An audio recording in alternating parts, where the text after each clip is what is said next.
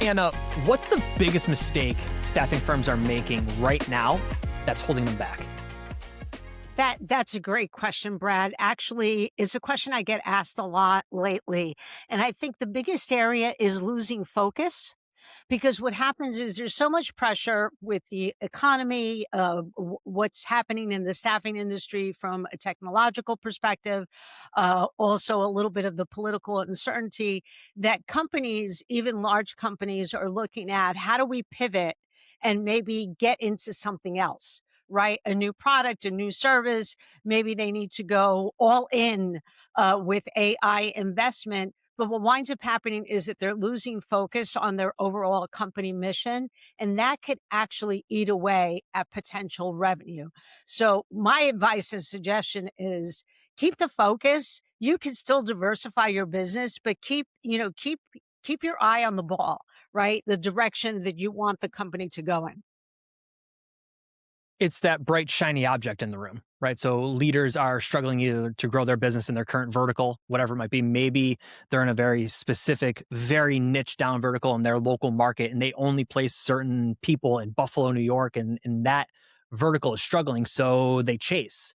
And I think the easy solution is to try to chase, but I'm with you that if you niche down and you get hyper focused, that leads to tremendous growth. Exactly. And like a common problem that I see is companies that, for example, they're a traditional staffing organization and they make the decision that they want to get into SOW work. And they think it's a flip of a switch. And it's not because do you have the right salespeople that can do SOW work? Are you going to invest in the subject matter expertise that you need? The same thing with the MSP play. They've never worked with MSPs before, but now they're going all in with MSPs. There's a transition. It's never a flip of a switch, and you need to focus on what's the investment, what's the course of action, and how do you gradually shift the organization into that space? So, what do you propose people do when they are struggling with their current business? Maybe business is down. I know in the industry, we've seen a 4-year decline in staffing and recruiting. So, for the owners that are listening right now, business is struggling. It is trending still in the wrong direction. What should they do? I think there needs to be a self-assessment. Right? You need to be able to take a look at what's working well in the organization and what's not working well in the organization. And this goes to, the basics, people, process, and technology that you have in place. So from a people perspective, if you have salespeople that are still trying to sell exactly the same way as they were selling, pre-COVID, that there's a mistake there, right? You need to make sure that they're armed the right way so that they're not just beating their heads up against the wall, doing the same thing every single day and having zero success. Same thing on the process side. Processes change and they need to be evergreen. And you need to look at, are you well organized where recruitment and sales are working hand in hand with each other and have the right technology and tool bed that they can utilize to be able to support. Speed is key. So are you set up to be able to react to the market, like when you do have those requirements, to be able to get them filled as quickly as possible? So there's a lot of moving parts, but I would say self-assessment is the first place that you have to start, and then be able to identify what are the trouble spots that you need to address. And it could be a shift in the people that you have, maybe adding additional support, or it could be just a matter of fine tuning your processes in your tech stack. Yeah, I think for most leaders, it's then prioritizing the to do list. So you have that self assessment. And then where do you get started, right? I understand, okay, my sales reps need more training. My processes are outdated. We are still selling like it's 2020 or 2019 or worse, the 90s. I had a great episode a little while ago to stop selling like the 1980s. And in a lot of ways, I think a lot of sales reps still are playing out of that playbook. But then once you have that self analysis, leaders need to be able to prioritize, this is what we change this quarter, or this is what we're going to change this year. Exactly. And there's an expression that I use a lot, especially when it comes to consulting. How do you eat the elephant, right? It's one nugget at a time. And that's part of the prioritization that has to kind of take place. Also, you can't do it alone. right? You need to be able to seek the help that you need. So either it's outside consulting that could come in and help project manage the initiatives to address all your problem spots, so to speak, or you designate different individuals in the organization that can help you, that is not going to take away from their day job, right? So there's a way that the work can be done and to not lose focus of the work. You mentioned COVID a little while ago, and I want to go back to that. Did COVID, in a funny way, screw up the industry? I would say yes. Like, I don't wanna say emphatic yes, but I say Sure. yes. Because, And maybe it I asked that rather blunt, but I did so for a reason. yeah, you know what it is? Brad, it's interesting. It's that if you think about pre-COVID, so much of the sales was done in person and you could walk the halls, so to speak. But if you had a client meeting, you could also peek around and see who else is there and be able to, introduce yourself and the company. Um, that whole personal relationship wound up getting parked when everything turned into Zoom calls or Microsoft Teams calls, because now all of a sudden the pleasantry of walking into a room and noticing that somebody has a golf picture up and you say, "Oh Mm. wow, you like to golf? Where have you golfed?" "Oh, actually, I like to do this." And you kind of create that bond that you're trying to establish with that person that's not related to the requirement. That's out the window when you're on a Zoom call. It's like immediate. You can't say, "Oh, I happen to notice you have a picture hanging." Like that doesn't work. So you have to figure out how do you effectively communicate. And I think that's impacted the staffing industry significantly. Do you think it's also made sales reps lazy in a sense? Well, I would say yes in how they've handled post COVID. Right? With a lot of the organizations that I work with, when I'm asking questions about getting out there and meeting with your clients, I'm noticing that it's more comfortable to just do the Zoom call. But then you're missing out. You're missing out in establishing that relationship. Think it's also easy to check the box of, well, I sent the email, or I tried to make a phone call, or I tried to send a LinkedIn email, or I tried to do some sort of digital outreach in terms of my sales process, my sales cadence. And post COVID, we've gotten sort of complacent in our sales efforts. And we've learned over here, it takes upwards of 70 plus touches for someone to fundamentally know you exist. And the sales landscape needs variety in those touches, which takes us back to pre COVID methodologies, pre COVID behaviors. And I think the best staffing firms are realizing it's not just sending in mail, it's not just sending 25 emails or having 25 cold calls. There's much more that goes into selling staffing services in 2026. Exactly, and you hit the nail on the head when you said, kind of checking off the checklist Mhm. that, well, I had 100 touches, today, but meanwhile, absolutely nothing has come out of those 100 Yeah. touches, and it's the focus is on the metrics or the action items that you're doing versus the actual connection that you're having, with the client.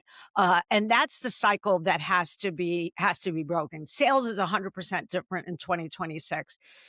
Buyers are the most educated that they've ever been.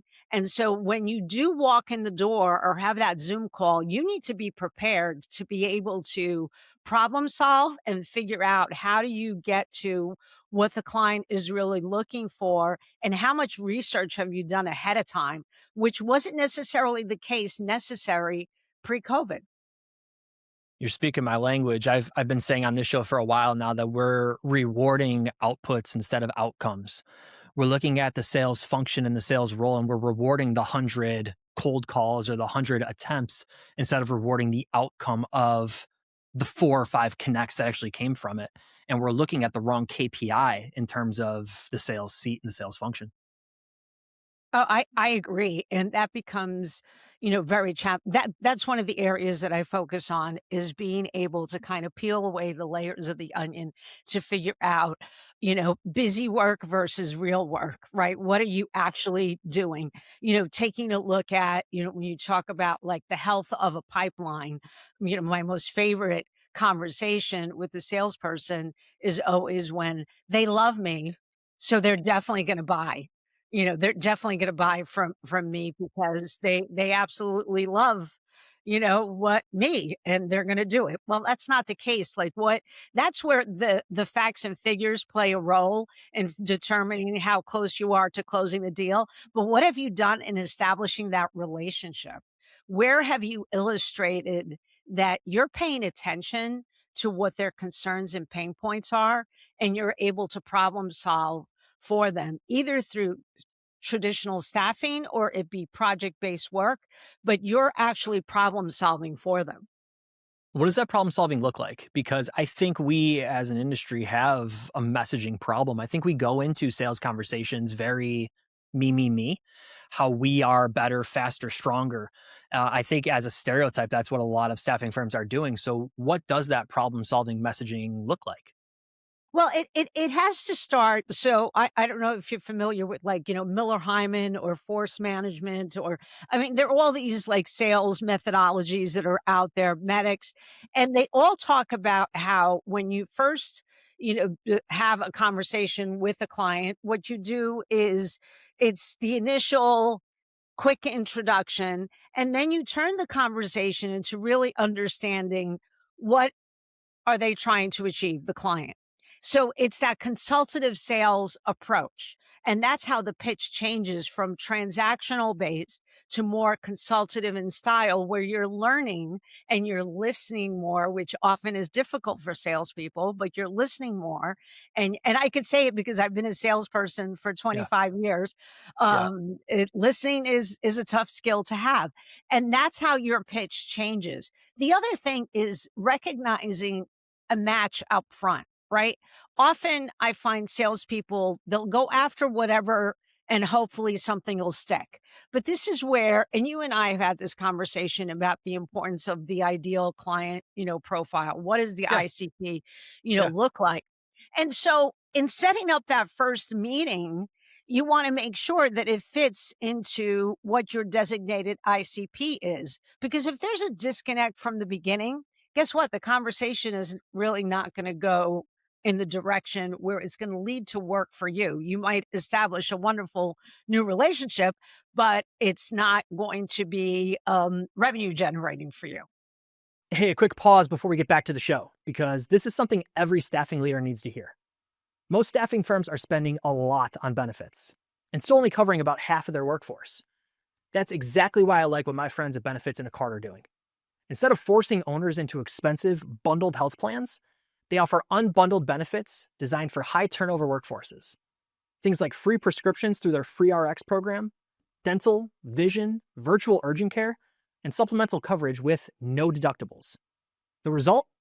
You can offer benefits to 100% of your workforce, control costs, and actually improve retention. If benefits have felt like a losing game, check out my friends at benefitsinacard.com and schedule a quick unbundled benefits review. Again, that's benefitsinacard.com. All right, let's get back to the show. Let's touch on ICP. When you talk about the ideal customer profile, where are most staffing firms getting it wrong? I don't think they're taking enough time to really go through the layers of what does it mean when you say ICP. Often, when you're talking to salespeople and even sales leaders, they'll talk about, well, we're going after mid-sized companies anywhere between, 50 to 250 million. Well, that doesn't necessarily establish your whole ICP. That might be a component of your ICP, but it's understanding, the industries, the type of buyer, where they are in the buying cycle. There's lots of layers. And this is where marketing plays such a key role in working with sales organizations and being able to build a proper ICP and what that person looks like. Then if you take that information and you feed it into building your prospect and your target list, guess what? You'll have more hits. And that's usually what the outcome is, that you find out that if you're really targeting your ICPs, you wind up getting more hits and more closure at the end of the day. Yeah, it's interesting to think that better and more specific targeting at a smaller group of individuals will lead to growth as opposed to casting a wider net and sort of having that shotgun approach to your ICP. Right. Well, the shotgun approach, I mean, if you have thousands of resources and you want to just go out there and see what you can get, then more power to you. But most companies don't have that luxury. And that's why you need to be specific as far as what you're going after. What does that then look from the messaging standpoint? So if we have our ICP sort of identified, how do we then start to communicate effectively to each individual that falls within our ICP? Does that vary level to level? It will vary. And see, this is where, again, I'm a big proponent. If you listen to any of the things that I ever talk about, I always talk about the importance of how sales and marketing need to be intertwined together and being able to figure out you both have the same goal, how to gain more revenue for your organization. But this is where marketing can play a role in helping and designate what the initial pitch should look like based on the Mhm. ICP. If your individual is going to be,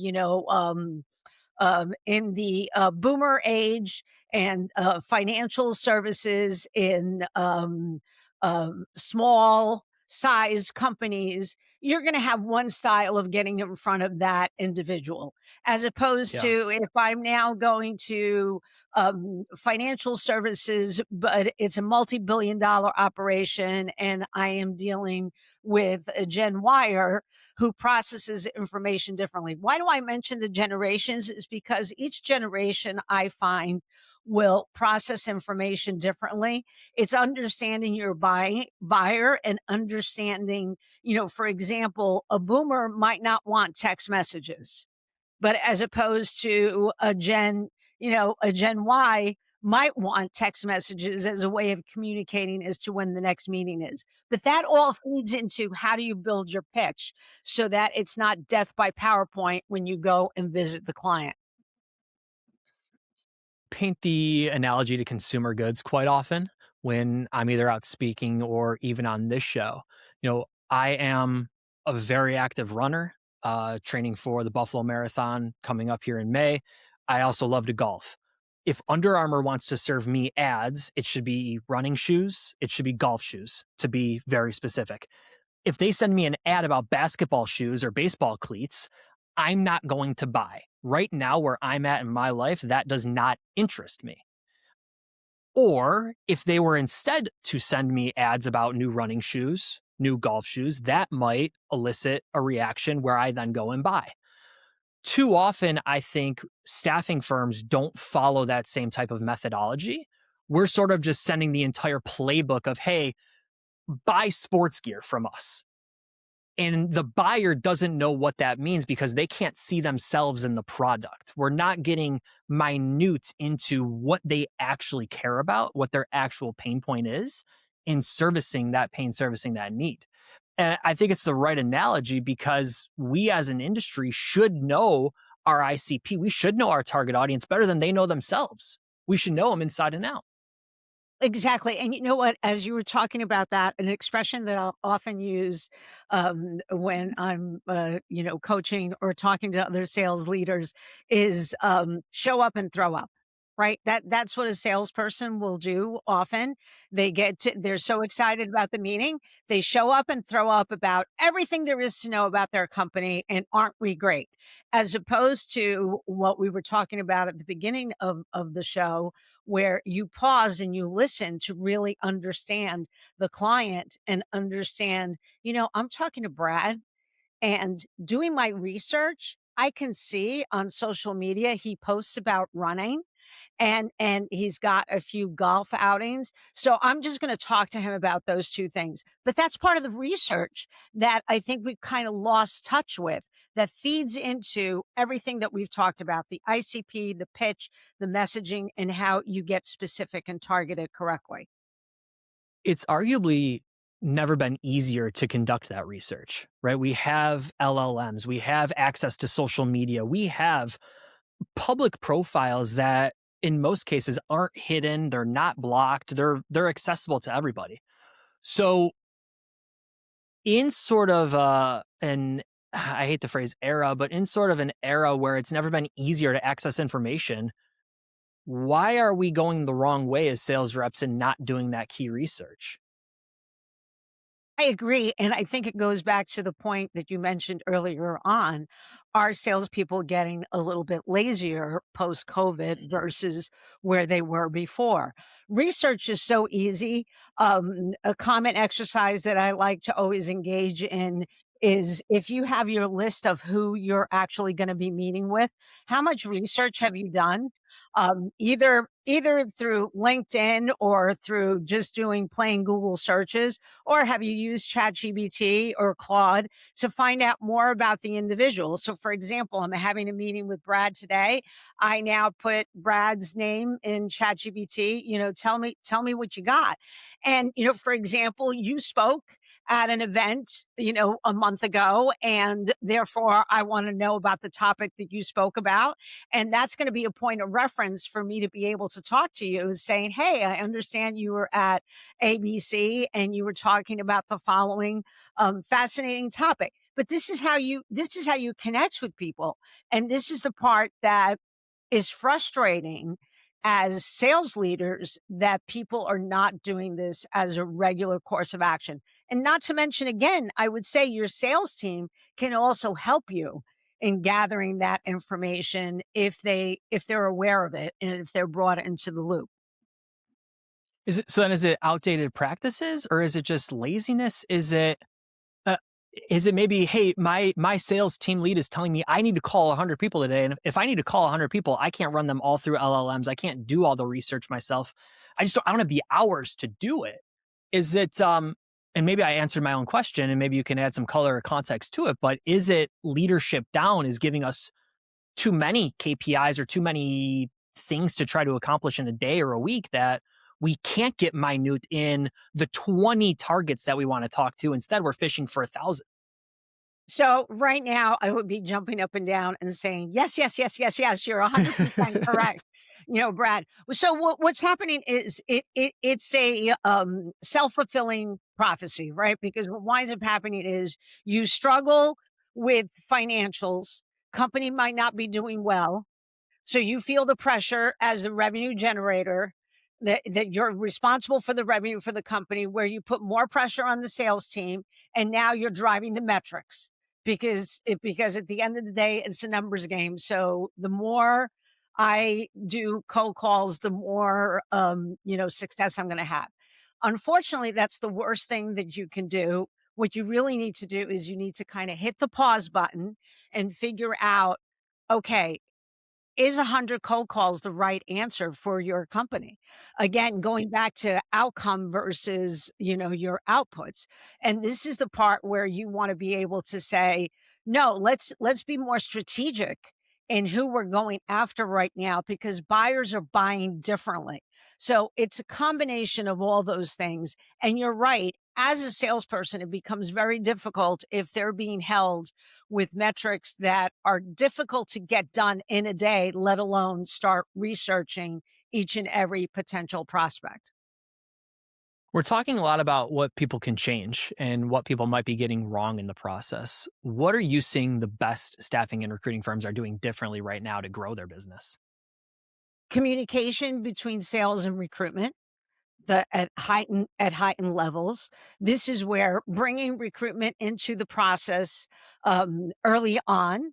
There are still some companies out there. Or actually, I was at a conference recently, and one of the topics that we were talking about is how effectively is is recruiting and sales in lockstep. And there are still many companies out there that bring the recruiter in after the salesperson has gone through the discovery phase with the client, and then just passing the information on to the recruiter. And it's almost guaranteed. The success rate for that type of organization versus the one that brings the recruiter into the process early on are night and day. Meaning, if you bring the recruiter into the process way early on, they have skin in the game and they understand directly, because they're dealing with the client directly, and understand what they need to do to be able to fill that requirement. So I think that's one area that definitely seems to be doing well. The other thing is speed of fulfillment, and being able to Yeah. use tools that can properly vet candidates, utilizing AI to be able to kind of help you in that effort. So the quicker you can get a better qualified candidate to the client, the more success you're going to have in being able to close. So I am definitely seeing those things as positive trends that are taking place out there. I had an interesting thought the other day, and I haven't fully flushed it out. Maybe you can help me on this one. I think in a lot of ways, speed overrides the relationship. I think the relationship gets you the opportunity to earn business. I think speed actually gets you the business. And the reason, and I'll give you some context into where this thought came from. My basement flooded a couple weeks ago. And when I went downstairs, the sump pump's not working. We got water coming everywhere. I instinctively, well, my wife said, why don't we call somebody and try to figure this out quick? So I get on the phone with two companies that I've worked with in the past. They have the relationship with me. They've earned my trust in the past. Who gets my business? It's the first truck that shows up. Now, they both said they could get there on a certain day. They both, again, have earned my trust and my respect to earn the business. Speed actually gets the deal done. And I was sort of reflecting on this whole methodology and mentality, and I think in a lot of ways, staffing's the same. We can be on that day one list when it all hits the fan. Our clients are going to call somebody. Let's say you're in high volume staffing and 10 people walk off a production line. That client, that prospect's going to call somebody. Are you on that list? Yes or no? I think that matters. But then two, can you deliver at a speed that's faster than somebody else that they're calling? Because my assumption is they're not just going to call one person. They got to get this problem fixed now, right? In my case, water's coming all over the place. We got to get this problem fixed immediately. In their case, well, if a production line goes down for an extended period of time, now they can't hit their quota. They can't get product out the door. They got to get it fixed just as fast. So again, I think relationships earn you the right to business. I don't think ultimately they close the business. I think speed does. I agree. I would only add one asterisk to that: speed with Yes. quality. Because so you can be really fast to provide a candidate, but if they're a little bit of a lightweight and not exactly what the client was looking for, then you might develop a reputation where you're not, you're really fast, but you're not hitting the mark as far as quality. So I would say speed with quality would be the indicator. But I agree with you. Relationship are a great door opener, right? They're great to kind of get you in the door. I agree with you 100%. Yeah, and I think that quality then also gets you kicked off of the day one list. So you might win the business the first time around, but you won't be that person's call the next time this happens. If you're missing quality, I agree. Correct. Exactly. Correct. Because then you've earned a reputation that is not the reputation that you want, and create more of a disservice to your organization. If you're a staffing owner planning to scale in 2026, listen closely. For more than 35 years, Tricom has partnered with staffing owners to support growth without adding unnecessary risk or back office burden. Tricom is not a factoring company. They're an asset-based lender and full-service back office partner, building solutions tailored to your staffing business and cash flow needs. If growth is starting to create pressure around payroll, cash flow, or administration, Tricom provides the flexibility and operational support to help you expand with confidence. I trust their team and have known them for over a decade.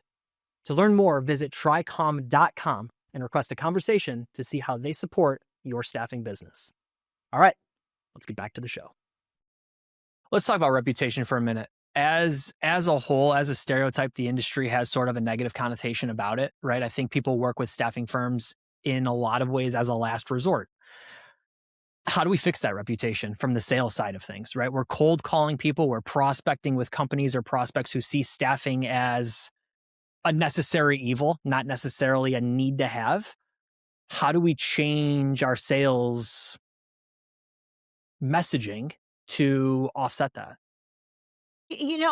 That's a great question because it always leads me down the path of how do you become, more consultative and a trusted advisor to your clients where they want to call you. And I think that's the part that's missing, right? That's the part that's really missing with how the process is done today. So it doesn't mean that you have to spend extra cycles, but you want to get to the point where you've established that relationship, right? You're listening to what their problems are, and they want to call you because they trust your advice, as opposed to the one that is just, dialing for dollars and trying to get that connect. That's what gives staffing the bad reputation. I think it is it's an interesting industry where and I've aired this I've aired this take on the podcast before. I think it's the number one industry where if you have a bad experience with somebody in it, your guard automatically goes up to working with somebody else in the industry. It's not like, if I go out tonight and I have a bad steak, it's not that I'll never have another steak. It might take me a while to go back to that same steakhouse, but I'm going to try another steak somewhere else. Or if I go on a vacation and I have a bad experience at a hotel, it's not that I'm never going to travel again. I'm going to go somewhere else. I'm going to try something else.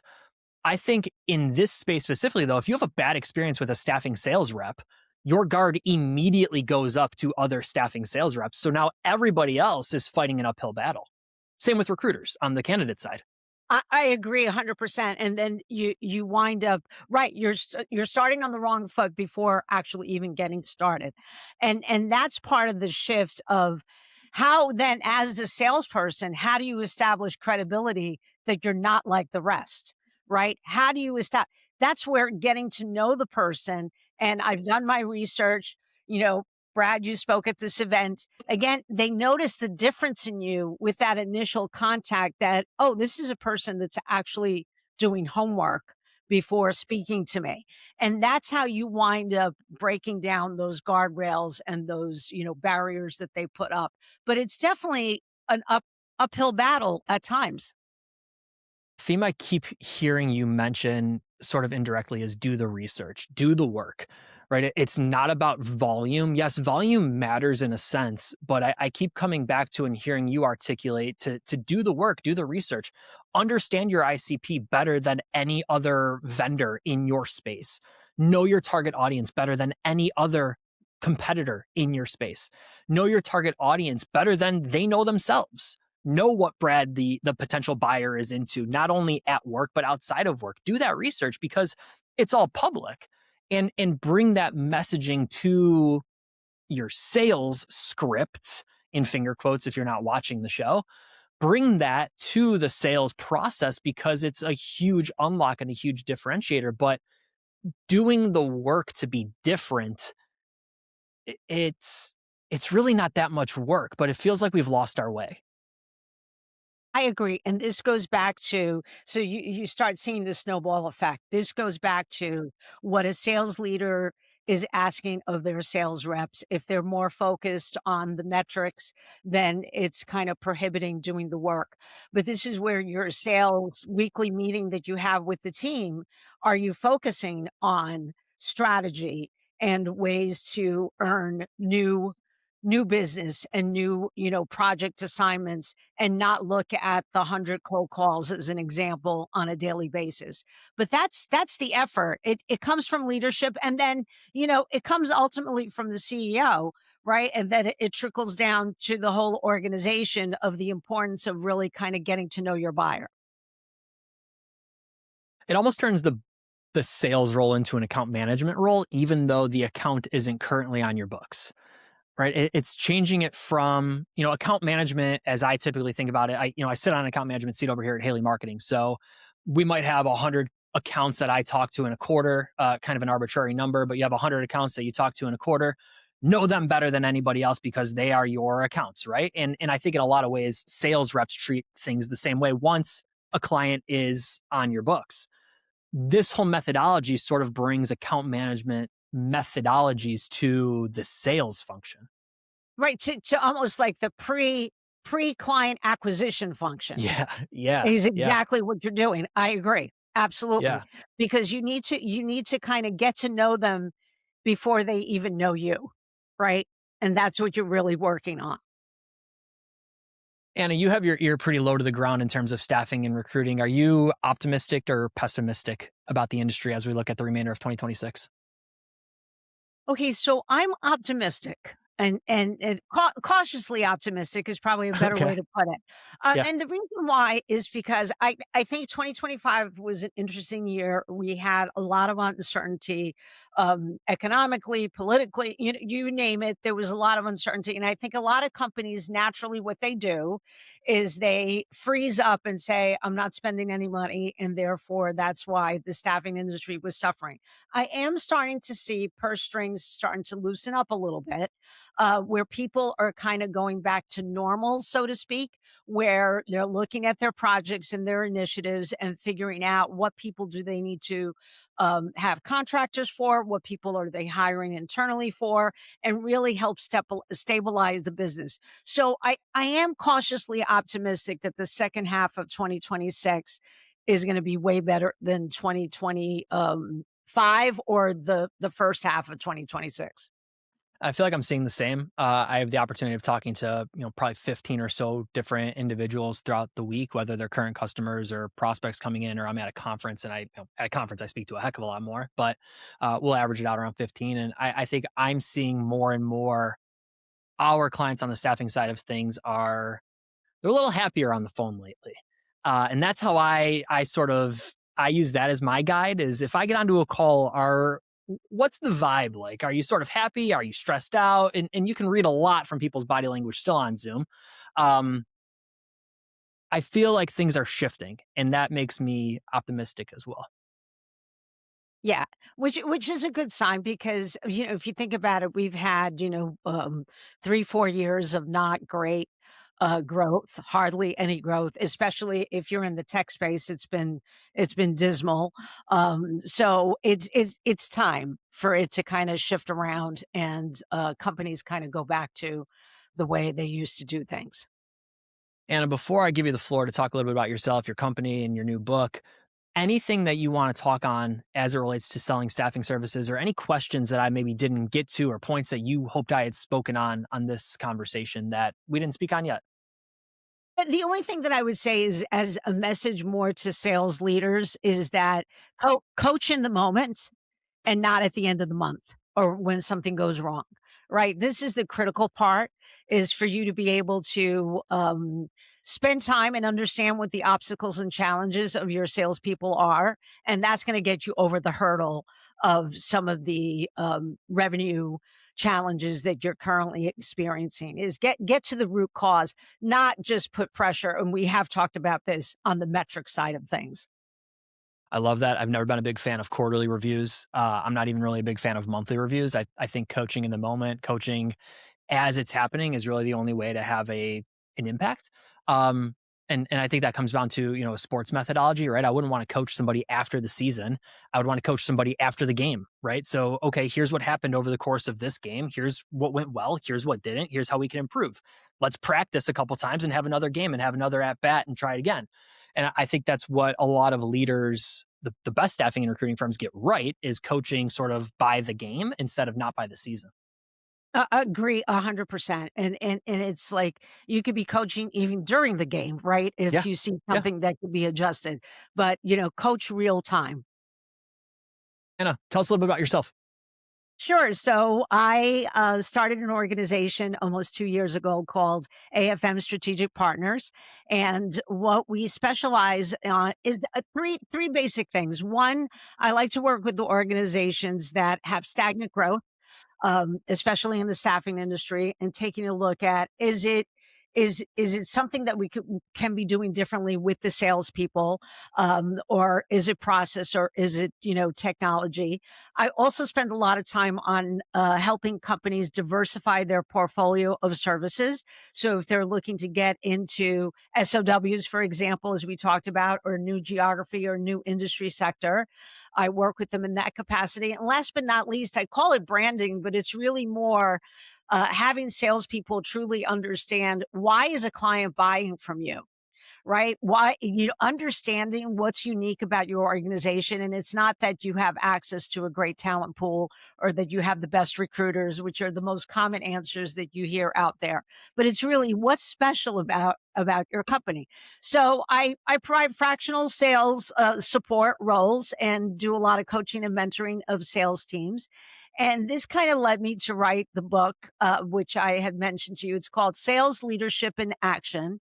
And what it is, it's over 100 tips of how you approach sales. So from a leadership perspective, you can use it as a guide to help coach and mentor your sales teams. I talk about coaching in the moment. I talk about the importance of, is it pipeline specific and maintaining pipeline hygiene? What does that mean? Salespeople like to learn in nuggets and not sit in front of an online training or go somewhere and have a full day session.